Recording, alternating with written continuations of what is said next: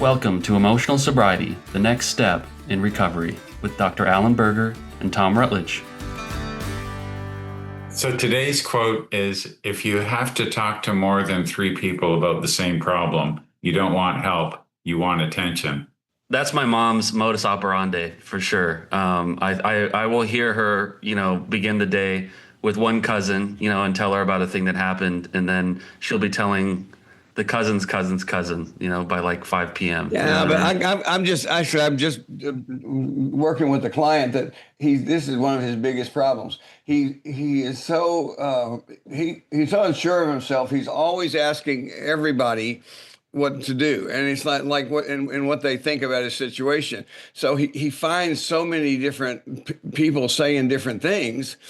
I'm trying to help him, actually teach him that he has some actual judgment of his own. As soon as he thinks he does, somebody else has a different opinion, so he just switches. You don't do that as much, right? You don't consult first. You usually kind of lead with. No, I don't ask many questions. I just yeah. So it's like you can instill some of that piss and vinegar. Yeah, forgiveness, not permission. Yeah, exactly. Whatever we're doing now is not going to work. We have to do something different. Starting by putting it out there, taking the chance to talk to other people. That's a great beginning. I think the term emotional sobriety instead of emotional intelligence or maturity, some of the synonyms is used because the road, I think, to, emotional sobriety, and I wouldn't call it 2.0. It's just, it's human growth. And it's the same path as sobriety, right? I got sober because of the community that helped me, because often, I knew already, right? But I had to hear myself saying it. I had to get some feedback from people. I needed the interaction with others. Their experience were things I could draw upon. Their listening to me was something that helped, formulate opinions I didn't have yet.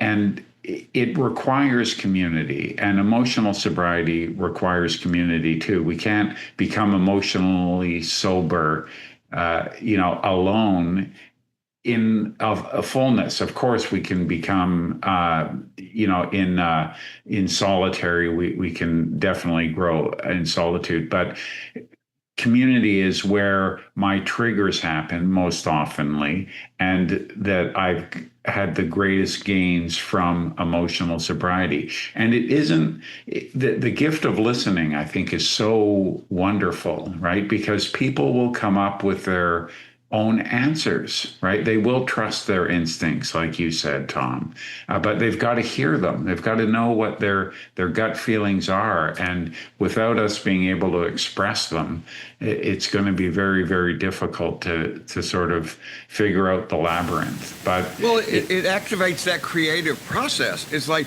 the, when you said, they make up their own answers. The woman I did retreats with for 20 something years, she used to always say like you never like any of my ideas, and I go, I love your ideas, but she pointed out to me, and there was some work for me to do here, but I was telling the truth. I said, you tell me what you think, I immediately take that and go off somewhere else. I go okay, that's a maybe, but what I'm thinking over here, and of course what I was really doing was I was inadvertently dissing her, but what I was also saying, the creative process was happening. She was giving me an idea. I was thinking, the simple version is, I was thinking, no, not that, but this. One of the 12-step process addiction programs I've been to, to support a friend.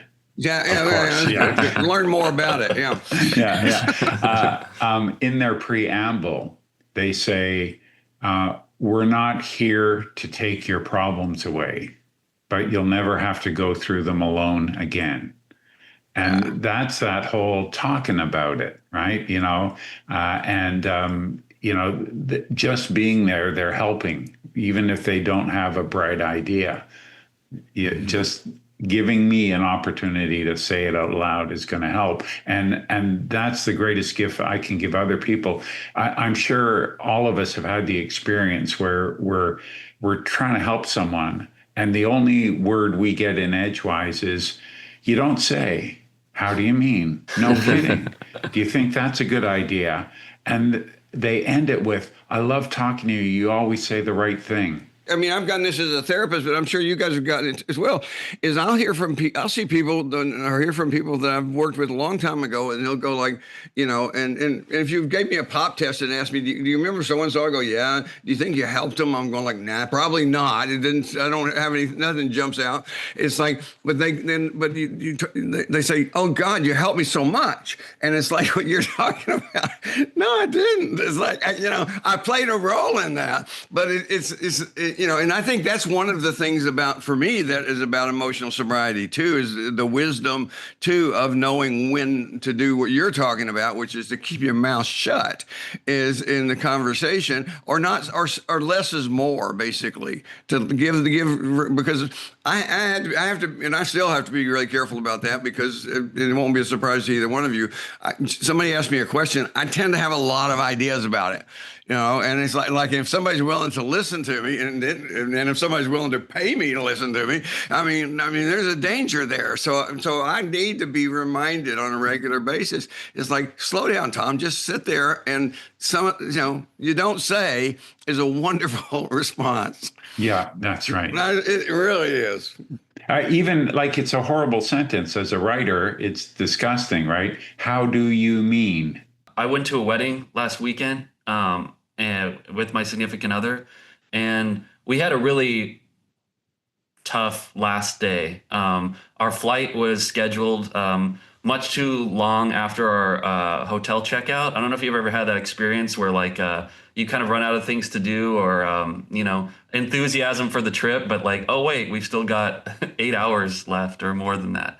And anyway, we were just squabbling, or like, she was, irritated at these little things that I was doing. And I became irritated that she was irritated. And anyway, it was just, I definitely took to heart what we discussed in the last podcast about listen to the second thought, or act upon the second thought and not the first thought. And that saved my ass. But it left a little bit of a bad taste in my mouth, and so I sat down with a friend of mine yesterday. He's been in a relationship with his girlfriend, who is now his fiance, for 12 years. And, we always look at other people's relationships as these shining examples, or I can sometimes, shining examples of, they've done everything right. How can I get what they've got? Why can't I ever seem to, put together anything kind of with any kind of consistency? And anyway, I just told him, basically, I used him as my sounding board, or I just, he's like, I asked him, I'm like, do you want to hear a story? Because I hadn't told anybody about this, and I felt a little bit silly, but I just told him about like the day I had, and just the struggle. And he had this little bemused smile on his face, and by the time I got to the end of the story, and he's just like, yeah, that's happened to me actually, quite frequently. And he's like, I think our partners are somewhat similar, and I think you and I are somewhat similar.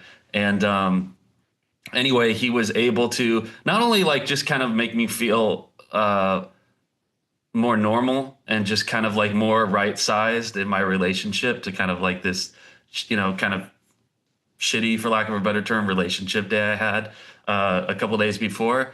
But he also he squared it with this idea of like, how do you stay together with the same person for 12 years? You know what I mean? And like, what's the ingredient? And I'll just wrap up with this, is that like, he said something really beautiful about when he started to get close to her family, and when it started to become not just this individual, that he would, hook up with, every week, or, that like just kind of an extended dating episode, but more of like, there's a system, and like the relationship became kind of like a place, that he felt a part of, that he would go to, and that like, ultimately it became a part of himself, that, he wanted to defend and, just do whatever it took to kind of nurture. And that, in the long run, despite whenever him and his girlfriend or his partner might be at odds, or whenever things weren't perfect, quote unquote, it's something that, he was, that just became like an institution in his life. And he just decided, this is what I'm doing. And anyway, I've been so busy. I hadn't even thought about that conversation that I had with him yesterday until right now, but it fits so well into what we're talking about, because if I hadn't just kind of decided, all right, I'm going to take this mundane, annoying story of the last day I had in town with my girlfriend, and kind of the feelings bubbling up inside of me of, that question that we consider from time to time, is, am I with the right person? You know what I mean? Or how well am I doing in this relationship? And I lent some insight about it by allowing myself to share it. So someone made a distinction for me, and this really applies to emotional sobriety. And that is, we're not self-help, we're mutual aid. And I thought, we're separating the pepper from the fly shit here. But the point was that everything's a paradox. Like, one of the chapters in emotional sobriety is coming to understand that nobody's coming. Well, but they're already here. They're in my group with me, right? Like, I'm going to say it out loud. I'm going to come up with some ideas, but what I need is right here. It isn't winning the lottery. It isn't, sort of the hand of the universe coming down and rescuing me, right? I mean, those are, magical thinking ideas I might come up with, but the solutions are going to be the three of us talking right now, right? And it isn't, have you ever had someone quote you and the quote was wrong, but it was what they needed to hear, right? Like they processed it in their own way that was perfect for them. That's incredible. Yes. This one woman, I hadn't seen her in years, and she was talking with a group of people. She said, well, Thom helped me one time, because he just looked at me one time and said, well, maybe you're one of those people that are just not gonna make it. And I'm going like, what? What? God, what if I did? That was a bad day for me. I was but she's sitting there claiming it was just a turning point for her. So, I'd been at this long enough just to leave it alone. It's like, and God, I just hope I never said that. It's like, but if she needed to hear it, I'm glad that she attributed that to me. And ultimately, nobody's coming means I've got what I need in here. I've got that wise part of me that can guide me. I've got that connection with you guys. We don't get rid of anything. We change our relationship with everything. Nothing is off the table as far as I'm concerned about what we might change. We don't transcend the human experience. Like, no. If you take some of the, 12-step literature literally, well, then you'll get what you get, right? But the idea is we grow, we improve, we find maturity, and at the end of the day, we're still fearful, we still have desire, we still have thoughts that we may be creating them, but at a level that we can't just turn that switch off. Right. No, Eckhart Tolle refers to them as involuntary thoughts. Yeah. And of course, if we look at it from a deeper psychological point of view, it's like everything's going to make sense, and we're going to see, okay, we can see where that comes from the program. But no, in our data, that's why the first thought, second thought thing, Patrick, is because the first thought's one of those, there's always going to be those involuntary thoughts, and you might actually, every now and then, I might actually, my second voice might say, I like that. We'll go with that, because I had a good reflex thought. But it's like not always, and really not often. My first thoughts usually need a little bit of sometimes major intervention, but sometimes just a little polishing to get it right. But just to know that we have what it takes to be able to do that. There's a slogan in Alcoholics Anonymous that people struggle with: think, think, think. Like, somehow there's this erroneous idea that our thinking is dangerous. You don't want to be alone with your own thoughts, right? But Right. again, well, let's express those thoughts in the company of our peers, and something good can come of it, right? Like the expression, I challenge, your best thinking got you here. Well, Yeah. yes, it did. My impulsive thinking created a series of problems that the consequences were getting worse and the payoffs were getting fewer, right? That's impulsive thinking, not my best thinking. My best thinking comes from, well, what else might this mean? What's another way to look at this? Maybe I should ask somebody else, right? And Joe, that's interesting that you should say that, but that's not my experience of you, right? That it stabs me at first, and then listen, tell me, what is your experience of me? Oh, right, and now I get to see things from a different camera angle. That's right? exactly what I was thinking. It's like you can use the metaphor, the idea of perspective in a physical sense. Even it's like I'm going to look at it from over here, and that's one of the things that happens when we can share that with each other. We're not just looking at it in one way. What Allen always talks about is, just being, we're not sick, we're stuck. Something healthy in ourselves that we just need to nurture. Well, actually, one of my best thoughts was, I guess I'll go to AA. But I also understand what they mean by that. And so I don't have to be, I don't have to ask people to be literal and all that sense and go like, well, I don't know about that. It's like, no, I get it. It's like I was not doing well before. How often does the thought come to you that like the sharing you do with others in times of crisis, it actually helps them, or it has the potential to help them in ways that you can't foresee? I'm just remembering conversations I had with you, Joe, in the last couple of years. Yeah. You were doing some dating, and you were having some struggle. And I still think about those conversations sometimes because they really like illuminated some things about, about relationships and about emotional struggle that like were really helpful, And then Thom, when you were going through your cancer treatment and stuff, and you sent me this marvelous short story or like this pitch for like a show about like a bunch of guys that were like getting chemo. And like, you needed to get that off your chest at the time, but like, it was like really eye-opening and really filled my heart up to get that. I need to be reminded of that. I don't think I do think of that as often as could be useful. So I appreciate it. And I love the idea too, because the idea that this collaboration we're all involved in is like, it doesn't mean, we're not just in a situation that one person's in the teaching position, the other person's in the learning position. It's not that. I mean, there can be times like that where we do it, but it's like no, a lot of times, and this is one of the things I always tell people is don't worry, but don't listen to your insights in the present moment, because there's no way what the fuck's going on in the present moment.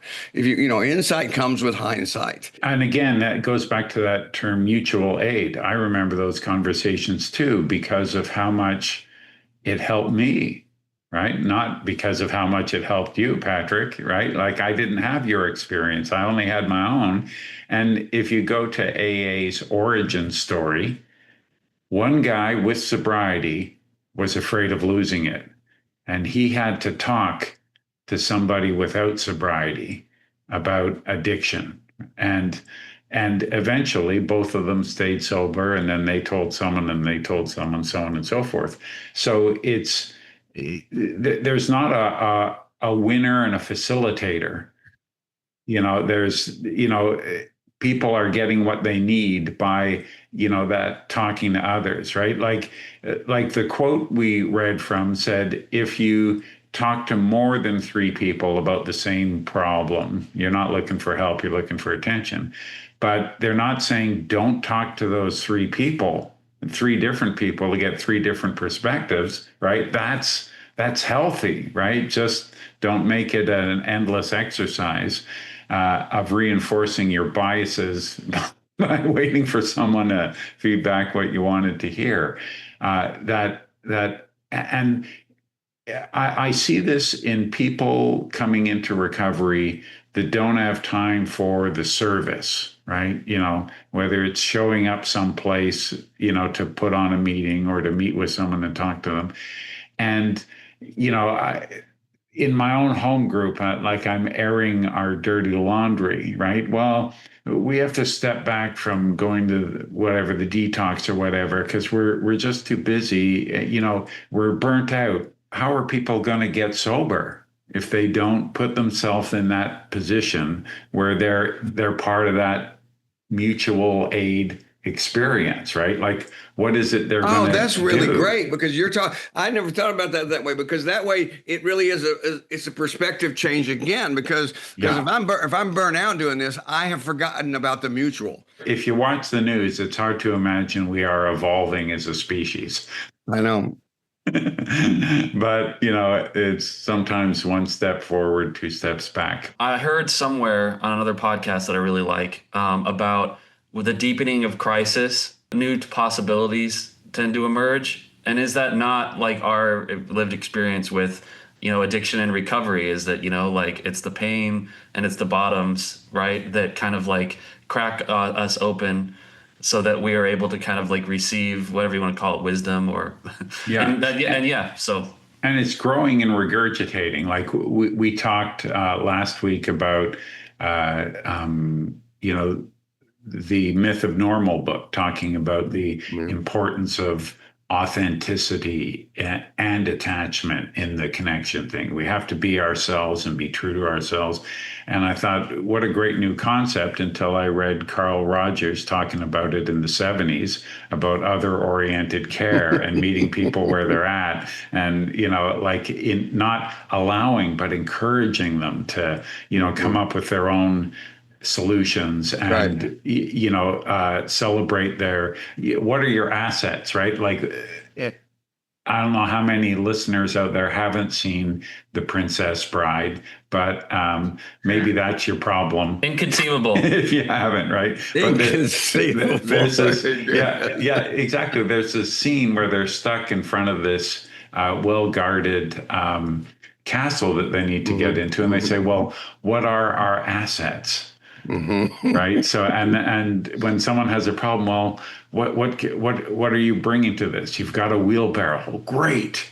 Don't know how we're going to use that, but that's an asset, right? And and just you should have mentioned we have a wheelbarrow. That's right. Oh my God. I mean, let's do a podcast just where we quote The Princess Bride.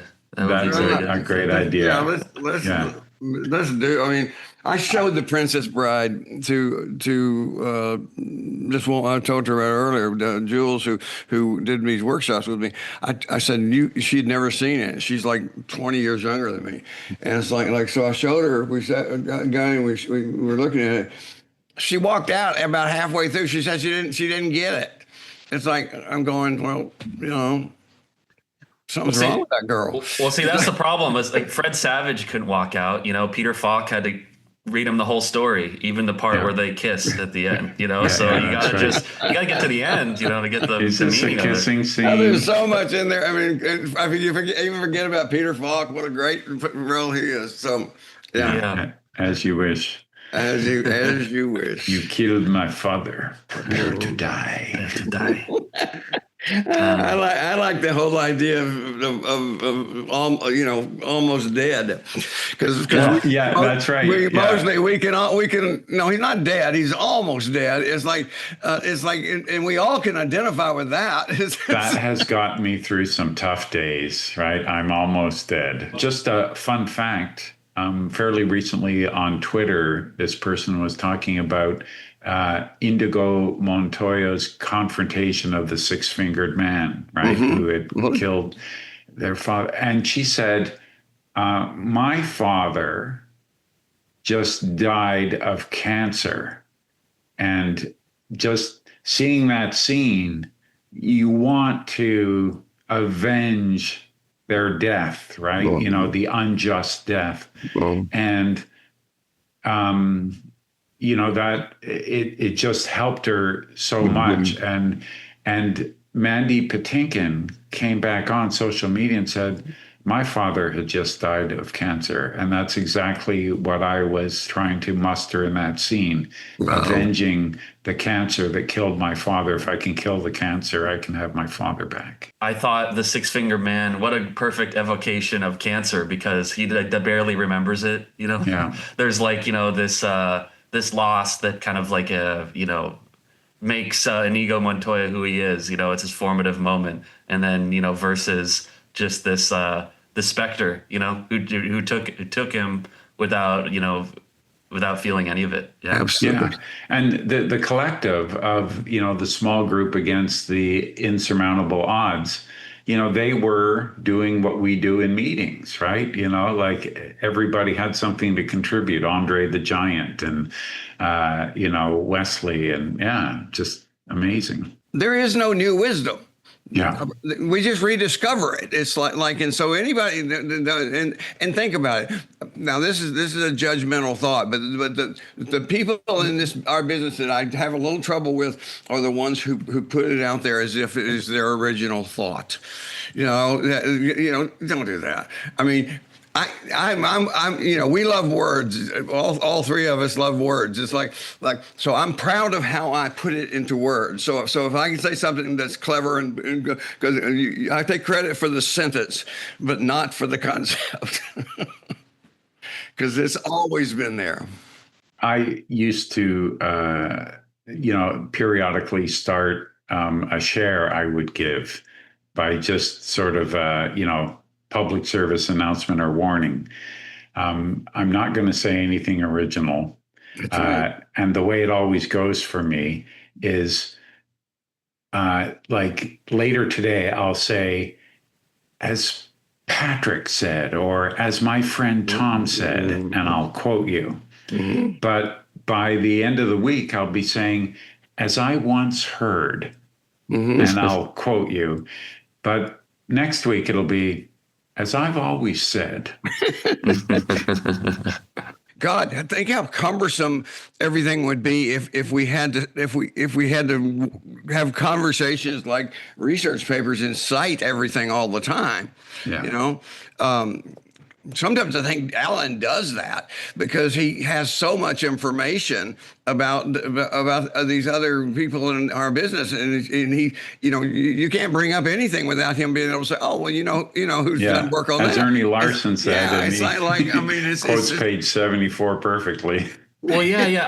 I learned about Allen fairly quickly that when he's just chilling, in between his sessions or playing with his kids or whatever, he'll just read those books. He'll read books by psychologists and therapists and philosophy books and stuff. And I know you do that as well, Joe. And I could stand to do a little better about that. Or talk to other people who have. That's the way to sort of beat the system. Beat the homework. Yes. Well, that's one of the beautiful things about reading, anyway. Because for years I stopped reading fiction, but I went back to it during the treatment. After I came out of the treatment and been reading novels ever since. It's like it's all in there too. It absolutely. It's all there. I mean, there's not a book, fiction or not. There's not a book that I don't sometimes pull a pen out and underline it and mark the page. Yeah. There's wisdom in everything. Joseph Campbell, archetypes, right? Myths. Yeah. Oh, right? Yeah. They're all full of the same wisdom.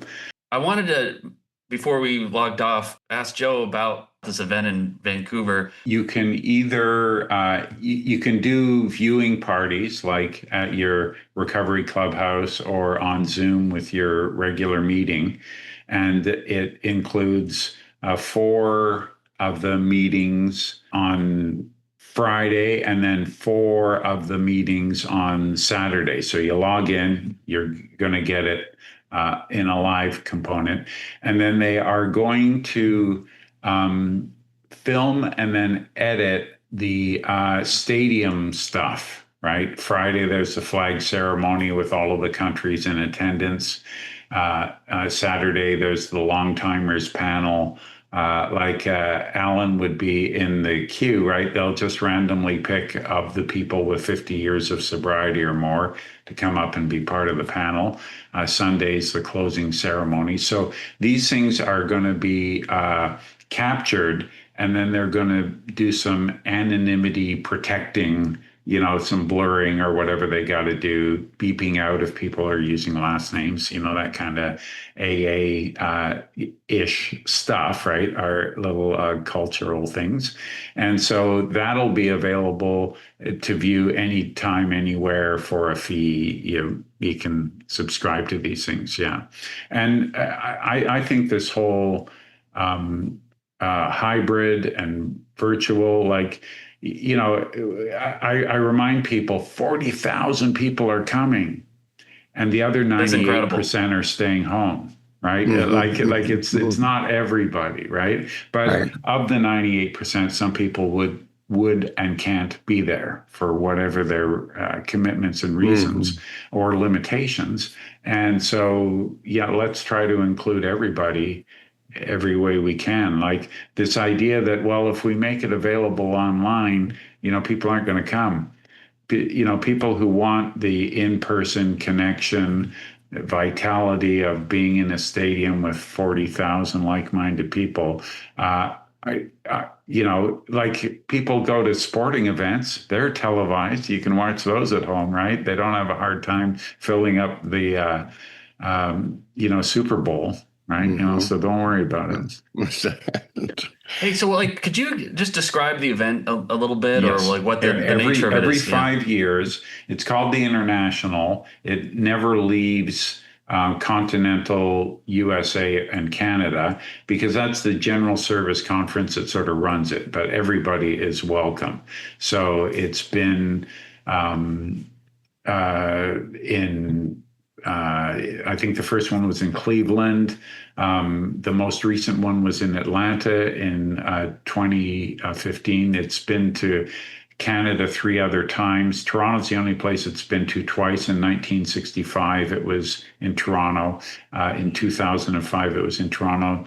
1985 was Montreal, and now Vancouver is the 4th time it's sort of left continental USA. And the next 2, if you're planning ahead, are St. Louis and Indianapolis. And Indianapolis will be the 100th anniversary of AA. So wow. This 2025 event is 90 years of Alcoholics Anonymous. And say what you will about it. We certainly listen to our critics, but we're still here, buddy. We're still here. Yeah. I always love it when people say, because I love just how people, their bias works. I love how people say AA doesn't work. How many people did you just say? There's dances and there's hospitality suites and there's panels. I'm hosting a panel called One Big Tent. And I'll have 3 panelists, and I don't care and haven't, what are you going to talk about? Let them interpret that however they want. It was the title of a grapevine book, One Big Tent, Experience, Strength, and Hope of Atheists and Agnostics in AA. And it'll be what it'll be. But they are making a special effort to give voice to underrepresented populations in AA. Right.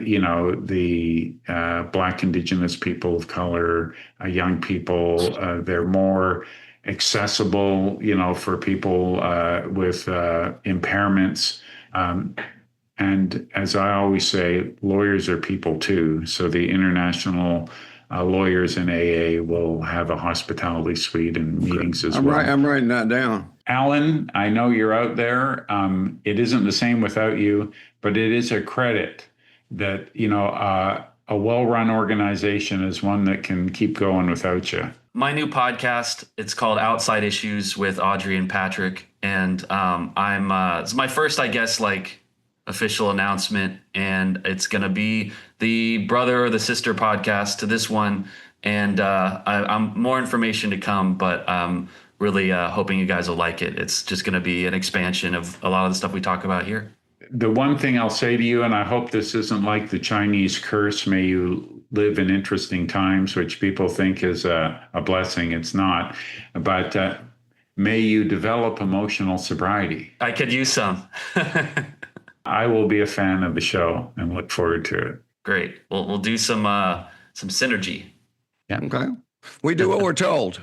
Okay. Yeah. You broke up a little bit, but you said we will do some sinning. Okay. I'm Sinning. good with that. Perfect. Yes. I've already started.